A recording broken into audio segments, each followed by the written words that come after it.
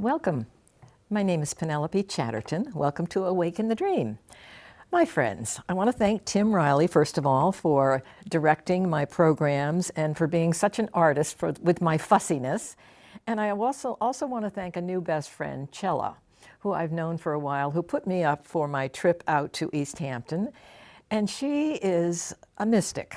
And she loves God. She's been a nun. She speaks 5 languages. Sometimes I don't understand her, and I love to laugh with her. We really comfort each other a lot, and she's another one of my best friends. So many thanks, Chella. Always thanks to Margaret in spirit, Joy in spirit, Ira in spirit, and Nathan, my father, and his parents, for always being with me when I work on presenting a program on who we really are. And today, I'm talking about somebody new, and the reason I'm doing this show is because Joseph Sieber Benner was an inspiration to Joel Goldsmith. And I checked their dates. I went to Wikipedia, and Joseph was born in 1872, and Joel was born in 1892. So there's a 20-year difference there where it's wonderful. It's almost like we all know Jesus did study the Orient, and he studied all kinds of mysticism. But to know that this was an inspiration to Joel, I had to, of course, pick it up to see what it was about. The name of this book is The Way Out. That's the basic title. The subtitles are The Way Beyond, Wealth, and The Teacher. So again, it's so interesting that Joseph was another businessman who inherited a business and worked for many years and then realized later in life, and I think he lived to be 1938, he learned that he was starting to receive material. He started to pray. He started to become inner. And he realized he was a medium and he was receiving this information. So I'm thrilled with it because the way out is very simple. We have everything, he tells us.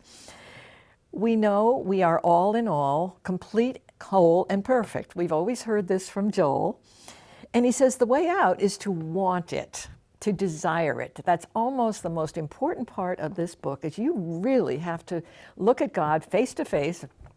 It's not for the weak-kneed, it's for those who really, really want to have the voice guide the soul.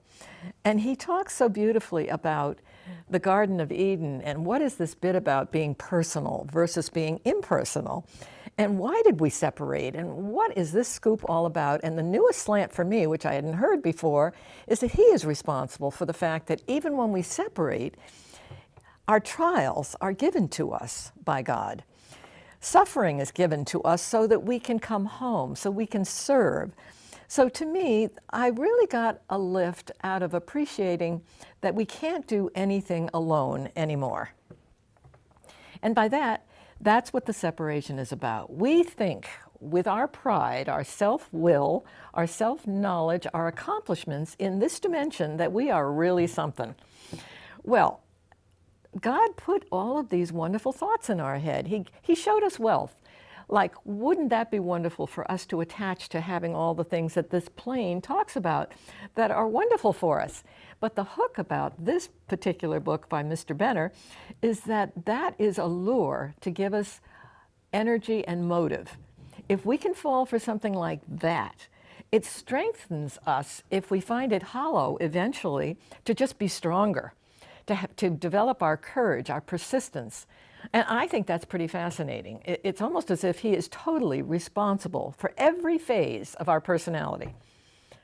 I kind of like that because it's not that it takes me off the hook, but it's kind of nice to know that, you know, we blame ourselves so much for our trials and we're so hard on ourselves that if in fact that's part of our guidance, so be it. So there we are in that old garden, being personal, wanting to achieve, and we do. We achieve in literature, in art, in labor, in social studies, in science. You name our achievements, and they're remarkable. And what it tells me is that our source, who conceived us, gave us enormous talent, energy, persistence, courage, and strength. Because to be here, darn it all, we need every bit of that. And so in the personal dimension, if God is throwing all of these hooks at us to overcome this, we're developing inner strength. so that eventually we find if anything is hollow, shallow, okay, then what else is there? Because people sometimes with enormous wealth are bored. It's almost like a job. What is the joy in having? So for the way out, we're going to talk a little bit about the way beyond. The way beyond is about the challenge that Mr. Benner wants us to take a month to think about God speaking to you constantly, 1,000 times a day. For a month, 1 month, your life, he says, will change because his did. Concentrate on where you want to go. Outpicture in your head where you want to go. He is saying that our consciousness outpictures what it's like, what our bodies are like, what our trips are like. What our life is like is because we're responsible, and we do love to blame. We love to blame somebody else because we're in a dilemma, when in fact, we are responsible. We have fallen for an illusion, and it can be corrected, and it can take us to where Mr. Benner wants to take us. And Mr. Benner wants us to take us to heaven, here in the body. And like Joel Goldsmith, hearing that voice, now Joel will say, check in all day long. You don't have to sit for hours, but keep checking in, where Joseph says the same thing. Just all day long. Let thoughts of fear go. Don't fear anything. Now, that's a huge challenge, to look it in the face and watch your mind. For 1 month, this is the way beyond. Watch your thinking. Correct it. Dismiss it. 1 month. I mean, why not? There's a fabulous challenge, and see what your life looks like after that. So wealth in particular is so interesting to me because we fear not having. For some reason, that's an enormous draw for us, like worrying about bills, worrying about everything because we don't have enough. When in fact, the worry itself attaches us to wealth and abundance having control over us. That has to go. And how do we make that go? We dismiss it. We ask the voice to see it differently. We ask for guidance. And if we can quiet ourselves long enough, that still small voice will come up and explain life to us. There is a punchline to this book as we talk about how can we be happy here? How can we acknowledge we have everything? We are all in all. We are whole, complete, perfect. Well, again, as Joel says, and Joseph says, one of our keys to success is seeing humanity having exactly what we have. Every one of us is whole, complete, and perfect. The worst person you know, you've got to see differently. You can't see what it looks like. You cannot have peace looking at problems and either talking about them or becoming political about them, obsessing about them, because then you're into that dimension which is not a happy dimension. It's the dimension of the personal, thinking you maybe could be better, or if you blame somebody, you'll look better. So seeing the divinity in everyone all the time is one of the chief keys to that living beyond, the way beyond for that month. It's worth that wonderful try. But again, he talks too about teachers. Let me talk about that. All of us have studied, and Joseph mentioned this. Think of all the folks that you have studied spiritually and metaphysically that you have learned from. They've all been perfect. They've all taken you from one step to another. And then if that gets a little stale or something else, or it's not working, something else comes along. We are very creative, and God keeps giving us all of this. Whatever we're doing is because it's handed to us to be excited about. We need to be excited. And if you're not excited about something, then you have to think about what you enjoy doing, what is exciting. And if this earth plane isn't exciting, there's another plane that's very exciting and peaceful, joyful, has abundance, and all good things come to you, as Jesus said. Just hear my voice, hear my words. God knows your needs more than you do, and he will give you the kingdom if you let him. So, what is Joseph's definition of heaven, and which I absolutely love, is that we serve all the time, that there's nothing for our personal nature that should be showing anywhere. And that's where he leads to the term, and he talks about it a lot because he's written another book called The Impersonal Life, which is the life we all are striving for, where we see everyone as one.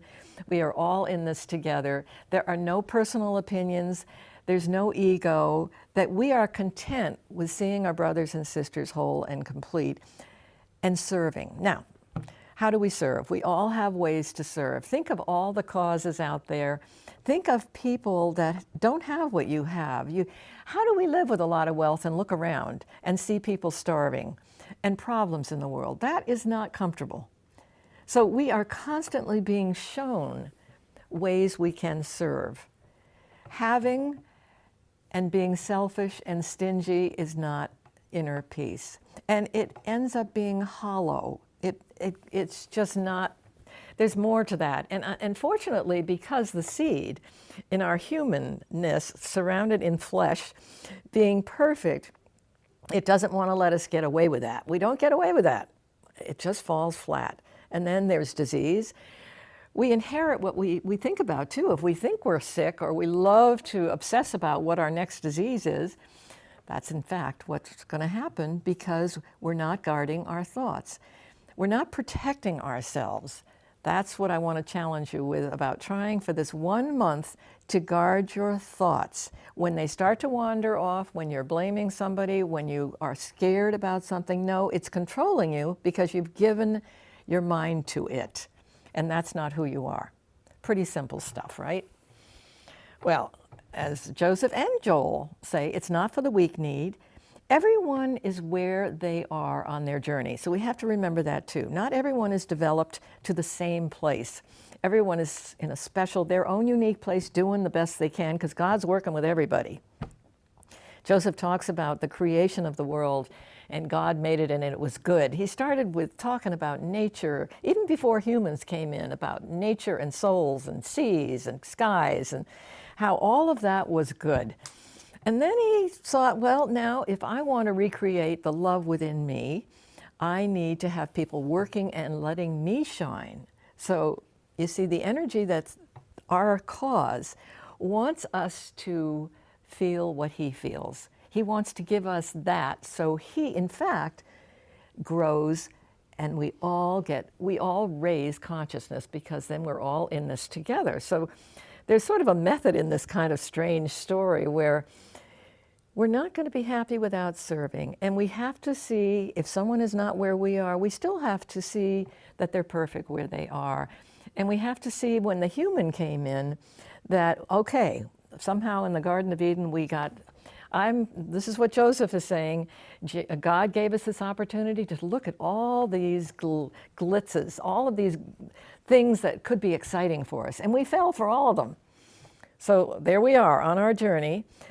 In the Garden of Eden, seeing good and evil. And that's what happened. Everything used to be dandy. Everything was perfect. But then we got these choices. So maybe it makes me feel like I'm taking myself off the hook. But when I read this, another punchline, Joseph is saying, look, God is responsible for everything that you are. He's put everything in front of you. When are you going to surrender? When are you going to say to God, I've had it. I'm done. I'm not going to do anything alone anymore. I am done because my life isn't working. That's where we're going. So that's what has to happen. And how you're humbled, it'll happen because God's in charge of you and will make sure you are humbled because what you may be falling for in the personal world is not going to give you the feeling of joy, love, peace, abundance. Because God knows what you need more than you do, and he's not going to be able to serve you if you block him with all these false gods. So here we are, human beings. There we are at work. And then we find something that turns us on, and we find that giving our love out, serving, is heaven. And then we have to see ourselves as being more impersonal instead of personal, instead of these personalities. You see, God is in charge of your personality. He knows all about you. He created you the way he did. He conceived you the way you are, with the personality and the talents and everything that you are. he's responsible for that. And I like the fact, I like, again, somebody being responsible for where I'm going and where I'm heading if I will work with him. And then he sort of talks a little bit about what teachers are like, teachers of God. And he's pretty hard on us in this particular chapter because he points out that there are many teachers who inspire and who have just lifted humanity with their knowledge. But their lives sometimes aren't as pretty as what they're saying. And I have to look at mine. It's like I have an ego, I have pride. But he's almost brutal in this chapter. He sort of comes at you with, have you looked at yourself lately? Even though you're inspiring others, have you overcome everything that you need to do? Joel Goldsmith often says, 2 prayers are, God, perform, that's what you would have me do, and perfect, that's what concerns me. Because all of us have flaws. All of us are imperfect. But Joseph is saying, take a look at that. Take it seriously. Even though you're inspiring others, you've got work to do. And that's where going from your personal self to the impersonal self is where we want to go. In other words, we're not going to have dead personalities, but we're going to have the ego out of it. We're going to know that being of service is the only way to feel heaven on earth. We are souls clothed in flesh. And we've been conceived, we've been inspired. Everyone knows they're different. So that helps us too, seeing our fellow man. If we can accept the fact that God is in charge of everybody you know, so if you think you have to fix them, let God fix them, because God is very much at work in all of us. And I don't know, you never know who anybody is. I think that's an honest statement. You really don't know who anybody is. You don't know how many lifetimes they have had. You don't know their suffering. You don't know what's going on inside. Sometimes, well, often people put on a mask or a front, and you can fall for it or not. Whatever it is, all I know is get the illusions out on everyone. Everyone, if you can take this whole plane and wipe it out, this plane of ego, pride, and see everyone as being in heaven right here, right now. Now, I like that idea. It's almost like, yeah, I'm home now because I'm seeing home now. Yeah, everyone's doing great. That's my responsibility because that's what God wants me to do, watching my thoughts. So I am growing and learning a lot from this Mr. Joseph Sieber Benner, and apparently Joel did as well. And you know what I read online, because I was curious. I know Wayne Dyer worships this book, and I heard Elvis Presley gave thousands of the Infinite Way books away. I'm sorry, not the Infinite Way, the Impersonal Life away, and he actually died with it in his hand. I mean, he was so moved by it. I am moved by it. And, you know, it's opened another door for me to appreciate Joel Goldsmith more, to know that he has studied all the torment he went through, trying to understand who he was, trying to find that voice. And when he did it alone, Joel always say, doing it alone is hard. You know, I needed companionship, so I maybe didn't get any results when I didn't have 2 or 3 gathered together. So both of these gentlemen are mediums, and both of them have been given huge assignments. So I recommend you check out The Way Out. It's so funny that I have Infinite Way friends that will guide me to what I'm supposed to study next, because I keep ordering Joel's books at the library, and I was kind of looking for something different. And when this came along, at first it seemed so difficult to understand. So I, of course, always read it 2 or 3 times and really think about it. I think the part I like the best is that we are totally controlled by God. Everything that comes to us is coming to us because it's coming to us and it's been given to us to look at. And that's what is important to know. We are now in the Garden of Eden with good and evil only seeing good. And all the tests we got, if we can really appreciate the fact that they're given to us, that the challenges, God's given us the challenges. I hadn't sort of seen it that way before, but in many ways, it helps me to think that being in my body here and the challenges I have to face, The fact that somebody is working with me on these things and giving me these challenges to overcome all my fears. Yeah, let's get back to the fear of wealth.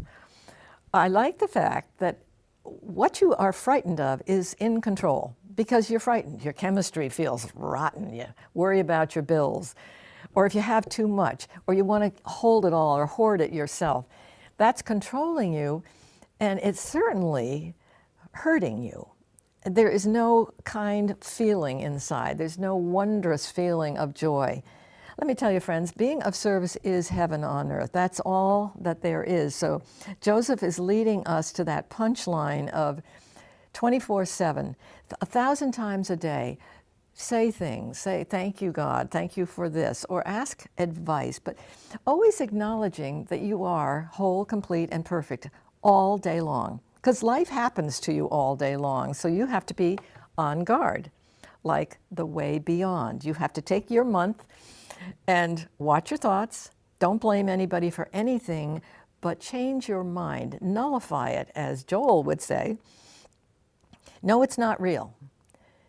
That's a high order for us who have been so brainwashed. So again, as Joel and Joseph often both say, appreciate the fact that you have been inundated with fear. On every level, we were taught this is what this is like, and this is where we can go, and this is what we can do here in the flesh, human souls in the flesh. This is what we do here. We work hard, we slave over things, we worry about things, we try to obsess about things. Well, okay, that leads us home. So try and look at the challenges that you've got are given to you, and that you have to be a team. Eventually, your whole existence has to be, you can't do anything alone, ever, if you want to get anywhere. So my friends, you've got guidance, you've got that voice that is dying to talk to you. If you open up and negate all of the personal stuff and just acknowledge and appreciate and love the guidance that you have, knowing that's all there is the voice, as Joel says, that's all there is. Now, isn't that comforting to think you're home free? That's the way out.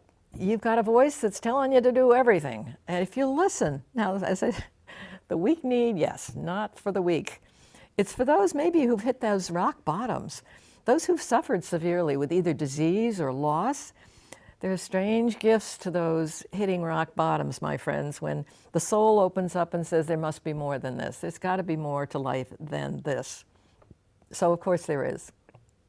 And then when you find that voice guiding you, you are led to a mission on how to make people here happy. Yeah, how do you wake anybody up? What have you got when you walk into a room where somebody, without you saying boo, just knows, what's that person like? What's that person have? I see joy, I see peace, I feel something. And there's a good point about this particular book. You feel someone's presence when they are plugged in and not alone and listening. You feel it, and you draw people to you. You draw people who have what you have. You work with people who have what you have because you find each other. Without even saying two words, you find each other. They say, and I like this, that what we come in touch with that works for us is already in there. It's already there, and it's awakened. It's like a flame is lit. And all of a sudden it's like, oh yeah, I gel with that. I get that. That's why I like The Way Out. And of course, you know I'm an avid advocate of Joel Goldsmith and The Infinite Way, but this really lit my fire because I felt the comfort of, we blame ourselves so much. It's not worth it. Let God be responsible for you in my last couple of minutes. God is responsible for everything about your life. Yep. All the problems, all the challenges, He's put them there for you. So just, if you can accept the fact that you have to throw in the towel at some point, you have to say, no more of this, come on. I'm ready to accept your help because my life isn't working. If you're responsible for me, then I better listen to you because I'm not making my life make any sense right now. So that's where we really surrender. We throw in the towel. We face God right face to face. And then you got it. And then you automatically, you find the time and the space, my friends, to be inner. Which also means, in my last couple of minutes, watch what you're watching on TV and listening to on the radio. Watch what you surround yourself with that can feed fear. Be on guard. Walk on water. You know, Jesus said we have everything if we just surrender. Every mystic says surrender. And it's so wonderful to study and see how they're all saying the same thing in a different way. But this I thought was intriguing because, as I say, it made me feel more secure in the fact that I've had to go through what I've had to go through to open myself up to being awake and wanting to help others feel better. Yeah, it makes us automatic servants. We are here to serve.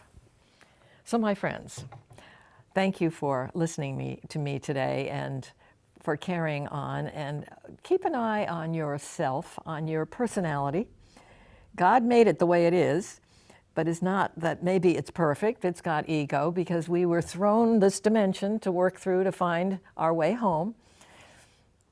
So if you keep an eye on yourself, notice, and we can chuckle at ourselves, notice where you're either greedy or competitive, or you want to one-up somebody, or you really just live for the fortune you hope you'll make, when in fact, surrendering all of that to just that voice. Just give it all up. Say, I give up, I surrender, I can't do anything on my own. I no longer want to live my life alone. So that everything is companionship. Because you have been conceived, you have a cause for your life, and you are being studied and watched every minute of every day by your Creator. So enjoy that. So thank you, my friends, for letting me carry on today. I appreciate it. And again, may we all just rest in the peace within us that's there constantly. There is no death. We have never been thought of that way. We will live forever. We're here to bring other folks home. We're here to awaken and make people happy. That's going to be our only salvation, as we are human in the flesh. So thank you again for joining me on Awaken the Dream. We'll talk to you again soon.